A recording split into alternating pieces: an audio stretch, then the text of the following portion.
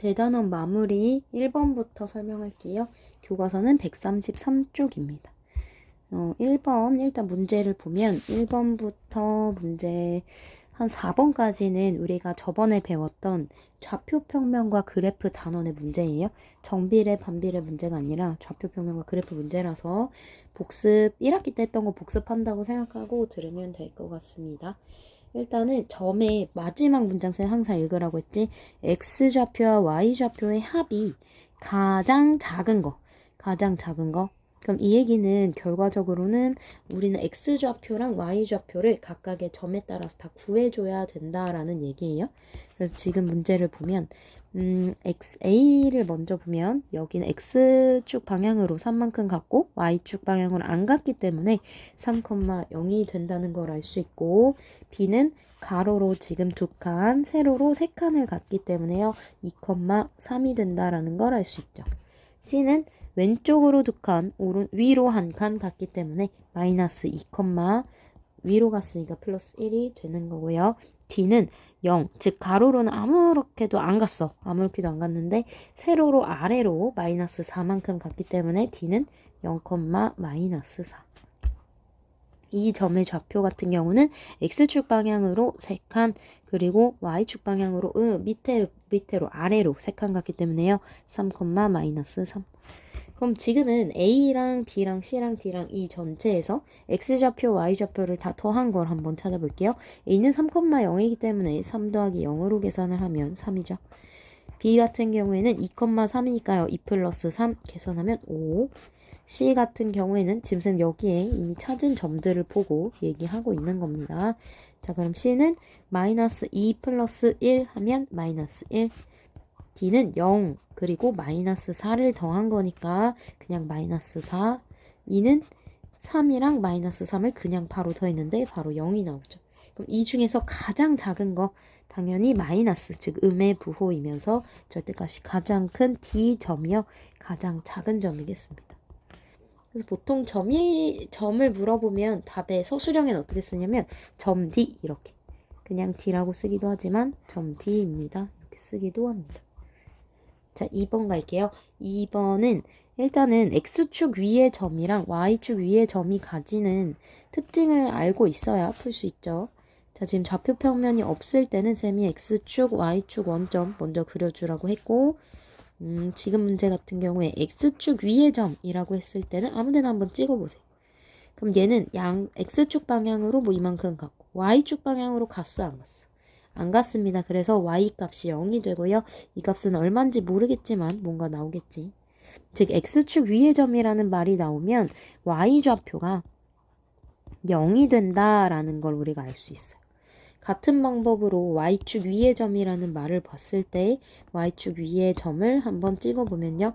Y축 위에 아무데나 점 찍겠습니다. X값, 즉 가로로 아무데도 안 갔어요. 0, 세로로 이만큼 왔죠. 뭔지 모르겠지만 Y값이 나오겠어. 즉 어떤 점이 될지라도 X값은요.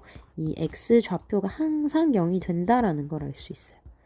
그럼 지금 같은 경우에서는 이 점 2a, 3분의 a-1은 y좌표가 0인 거지. 왜? x축 위의 점이니까. 그럼 지금 y좌표 3분의 a-1이요.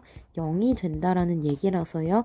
요거는 지금 양변에 3을 곱해주면 여기 다 좌변, 우변 다 곱해야 되지. 그럼 a-1이 그냥 0이 되는 거고 이항하면 a는 1. 그래서 a는 1이 나옵니다.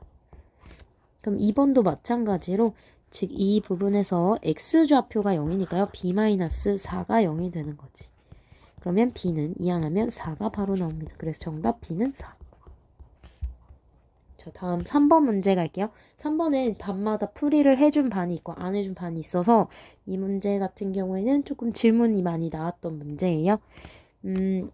보통 문제가 좌표평면과 그래프 단원에서 여러분이 문자가 나오고 사분면을 물어보는 이 문제를 좀 많이 어려워할 텐데, 이런 문제가 나왔을 때는 처음에 해야 되는 게 문자로 주어진 요런 친구들에서 나와 있는 각각의 문자, 지금은 A랑 B죠.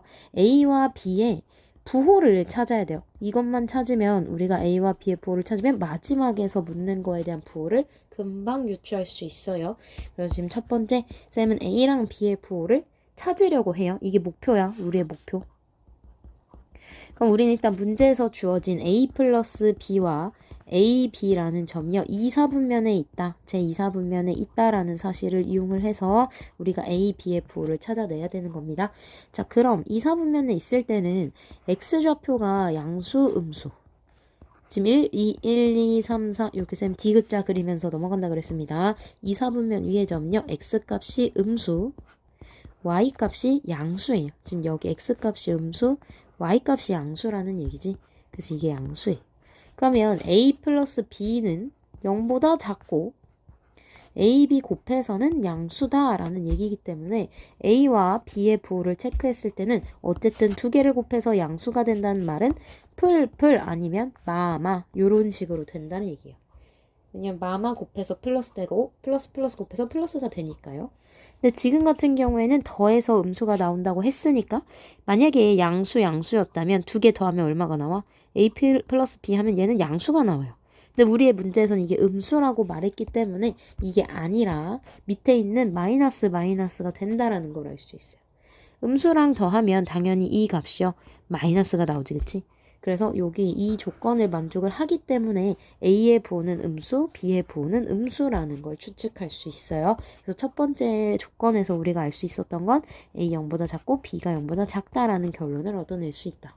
자, 그럼 두 번째 우리가 안 쓴 조건이 여기에 나와 있어요. 절대값 B가 절대값 A보다 작다. 그럼 여기에서 우리 절대값 배울 때 뭐라고 했었냐면 0으로부터의 거리를 절대값이라고 하기로 했어요.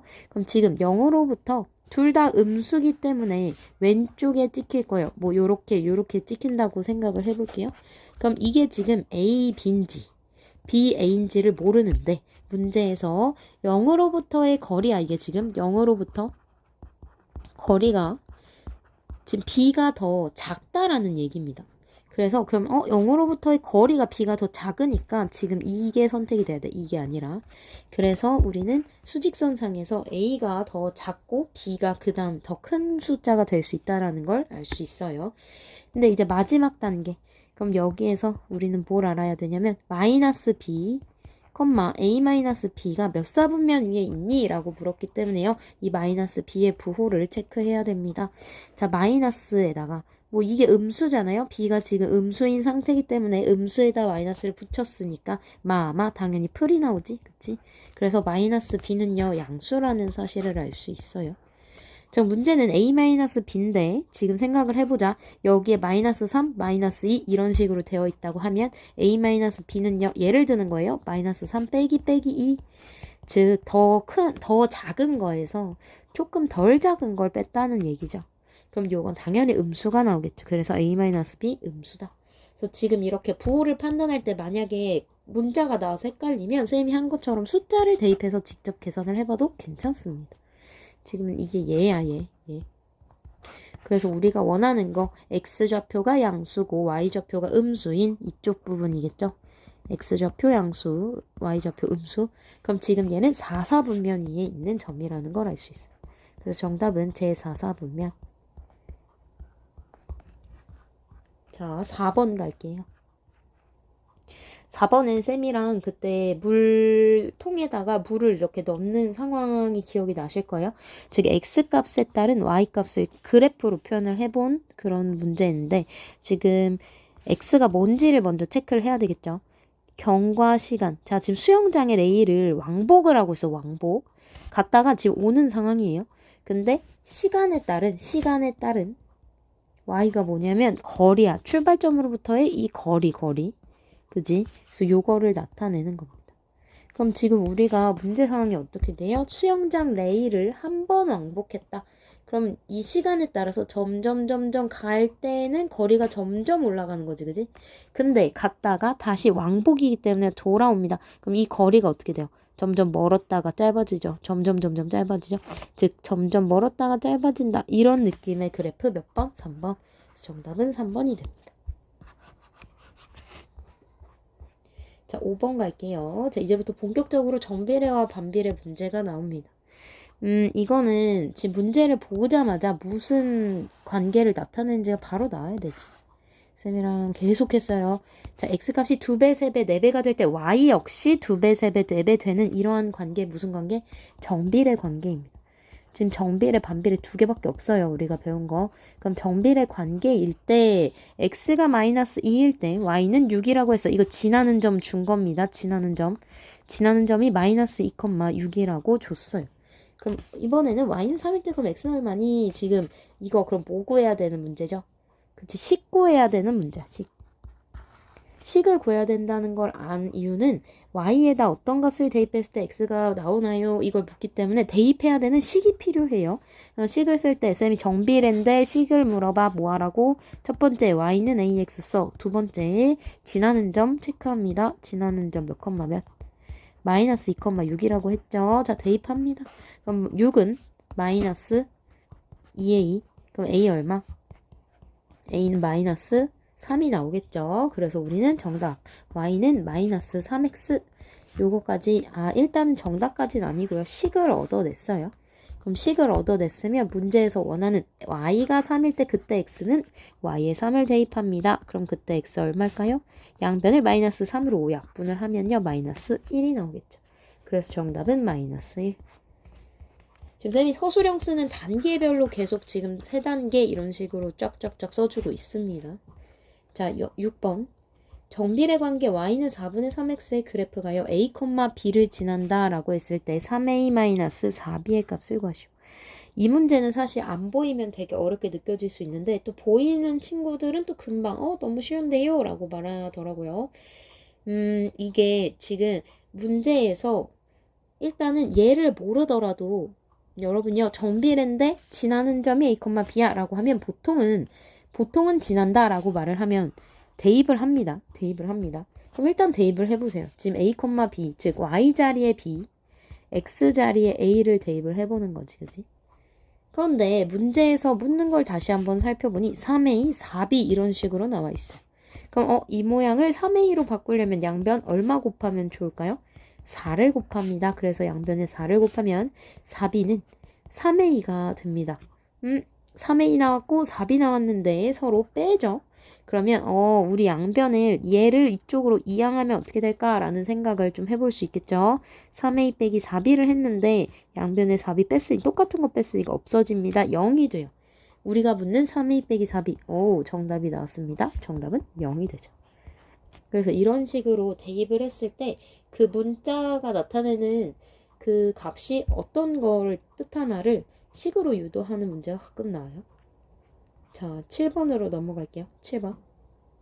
이거 쌤한테 개인적으로 질문한 친구들이 진짜 많았는데 쌤이랑 배웠던 반비례의 식을 보면 y는 x분의 a 이게 지금 반비례의 식이거든요.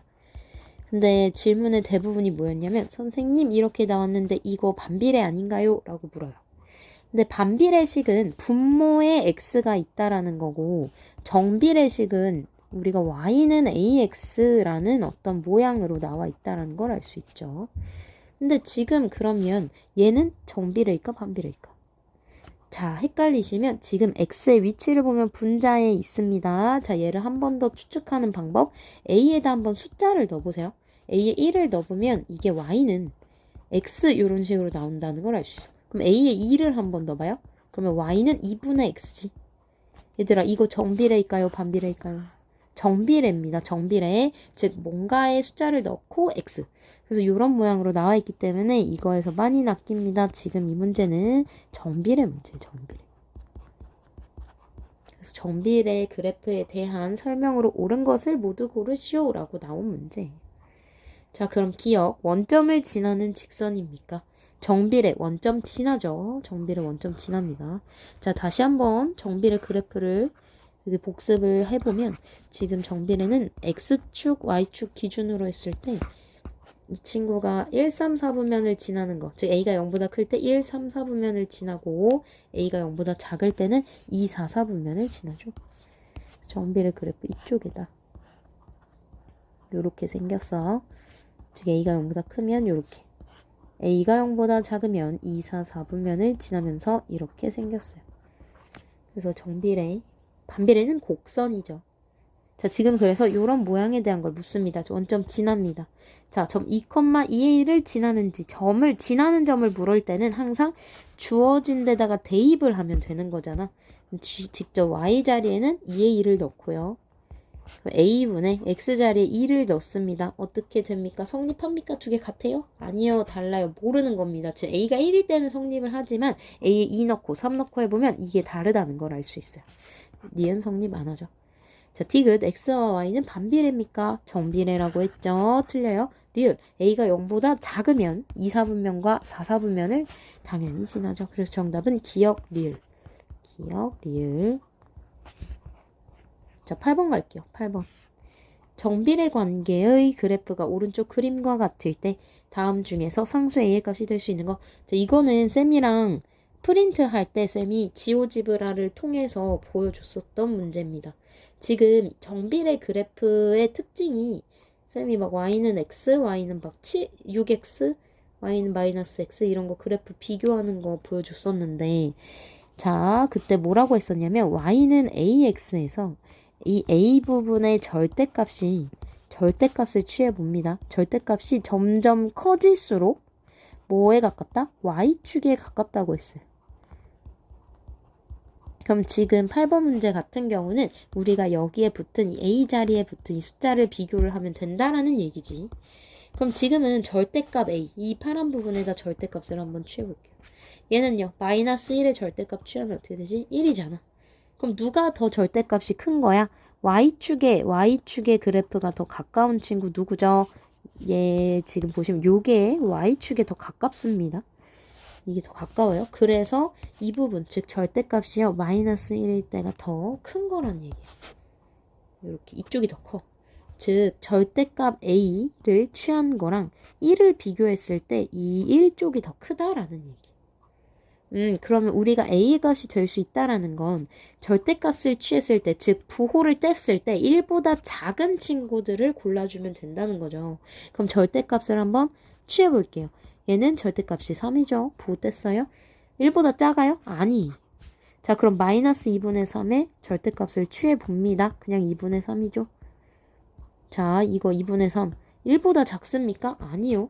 자, 얘는요. 5분의 4지. 절대값을 취하면 5분의 4가 나와. 1보다 작습니다. 3번 됩니다. 자, 2분의 1의 절대값 취해. 그대로죠. 1보다 작습니다. 4번 맞아요.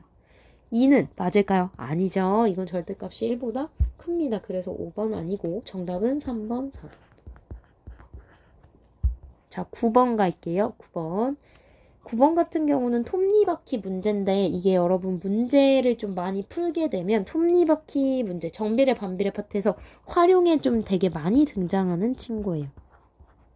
이거 역시 질문한 친구들이 좀 많았는데 톱니바퀴 문제가 나올 때는 보통은 A 톱니랑 B 톱니를 줘요. 톱니바퀴가 뭔지는 알지? 이렇게 막 뭐 시계를 보면 어떤 시계 모양이 이렇게 막 이렇게 생겨가지고 요렇게 여기에 이렇게 뾰족뾰족하게 톱니가 달려있는 애들이 있어, 얘들아. 그럼 톱니 개수가 막 이런 식으로 얘도 막 이렇게 있겠죠. 쌤이 다 그리지는 않을게요.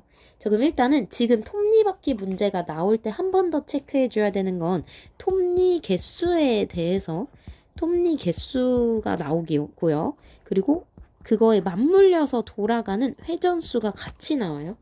근데 톱니 개수를 생각해봐, 얘들아. A가 지금 1이 더 작고 B가 더 많아요.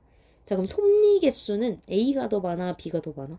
여기 지금 쌤이 안 그린 거예요. 여기 다 톱니 있어요. 당연히 톱니는 B가 더 많죠. A는 더 적습니다. 자, 그러면 거꾸로 생각을 해봐. 회전수는 어때요? 회전수는 당연히 이게 맞물려서 얘가 한 바퀴 돌 동안 얘는 여러 바퀴 돌아야지 이게 딱 물려서 한 바퀴를 채워주겠지. 즉 회전수가요. A는 훨씬 더 크고 B는 작다라는 걸 알 수 있는 거예요. 그래서 톱니바퀴 문제가 나왔을 때는 쌤이 얘기한 것처럼 톱니 개수와 회전수를 씁니다. 즉 수를 곱하면 이게 곱하면 A에 대한 톱니 개수 곱하기 회전수한 거랑 B의 톱니 개수 곱하기 회전수한 게 같다라는 걸 우리가 알 수 있어요. 두 개를 곱해서 같다. 자, 그럼 지금 문제 상황에서 여기 문제 상황을 한번 살펴볼게요. A는 톱니가 20개, B는 톱니가 X개래요. 톱니가 지금 X개래. 이 A는 20개고. 자, 그러면 이번에 바퀴수를 좀 써볼게요. 바퀴수 1분에 30바퀴. 누가 A가? 그럼 30바퀴. 자, 그런데 B는요? B는 지금 1분에 몇 바퀴? Y바퀴. 이게 지금 B예요. 그러니까 지금 B 같은 경우는 Y바퀴. 선생님 뭐라 그랬어요? 각각의 A와 B에 대해서 톱니개수 곱하기 회전수, 즉 20 곱하기 30을 한 거랑 X 곱하기 Y를 한 게 같다라는 사실을 알 수 있다고 했죠. 그래서 지금 문제 결국 정답은 XY는 600이 되는 겁니다. 이게 정답이에요. 우리 반비례로 조금 더 정리해서 쓰면 Y는 X분의 600까지 쓸 수 있겠죠. 그래서 이게 톱니개수랑 회전수가 그럼 항상 반비례냐라고 묻는 친구도 있는데요. 이 문제 조건에서는 지금 20개, X개, 뭐 위치를 이런 식으로 줬기 때문에 이렇게 나온 거고, 만약에 문제에서 톱니개수가 뭐 A가 뭐 X래. 이건 얘야. 지금 뭐 그리고 B의 톱니 개수는 뭐 3이래요. 그럼 얘는 이런 식일 때는 30x는 3y, y는 10x 이런 식으로 돼서 얘는 정비례가 되는 거예요. 그래서 어떤 문제일 때는 정비례일 수도 있고 어떨 때는 반비례일 수도 있는 관계를 가지는 거죠. 그래서 그게 어떻게 되었든 각각의 톱니 개수랑 회전수를 곱해서 그게 같다라고 식을 세워주면 된다라는 거